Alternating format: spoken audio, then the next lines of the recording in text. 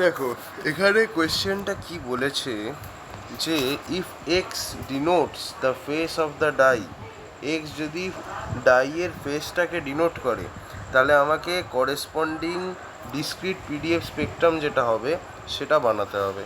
তার মানে কি এক্সের যে ভ্যালুটা আসবে সেটাই তোমার ডাইসের ফেসটা দেখাবে। তো দেখো ডাইসের কি কি ফেস হতে পারে, 1 পুট পড়তে পারে, বা 2 বা 3 বা 4 বা 5 বা 6, এই 6টা কম্বিনেশন হতে পারে।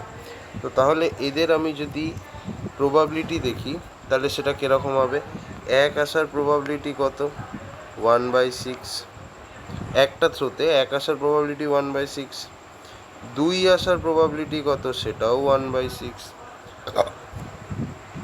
3 আসার প্রবাবিলিটি কত, দ্যাটস অলসো 1/6, 4 আসার প্রবাবিলিটি কত সেটাও 1/6, 5 আসার প্রবাবিলিটি কত, দ্যাট ইজ অলসো 1/6, আর 6 আসার প্রবাবিলিটি কত, দ্যাট ইজ অলসো 1/6। তো আমাকে যদি এদের ডিসক্রিট পিডিএফ স্পেকট্রামটা বানাতে হয় তাহলে আমি কিভাবে বানাবো, তাহলে দেখ এখানে আমি কি করব, দুটো কলম লিখব, একটা হচ্ছে এক্স আর একটা হচ্ছে তোর প্রবাবিলিটি, মানে এক্সের বিভিন্ন ভ্যালু যেগুলো হবে তার প্রবাবিলিটি কত হবে সেই ভ্যালুগুলো আসা সেটা লিখতে হবে।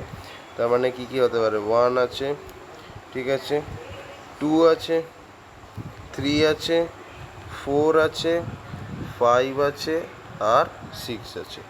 1 আসার প্রবাবিলিটি 1/6, 2 আসার প্রবাবিলিটি 1/6, 3 আসার প্রবাবিলিটি 1/6, 4 আসার প্রবাবিলিটি 1/6, 5 আসার প্রবাবিলিটি 1/6, 6 আসার প্রবাবিলিটিও তোর 1/6, রাইট।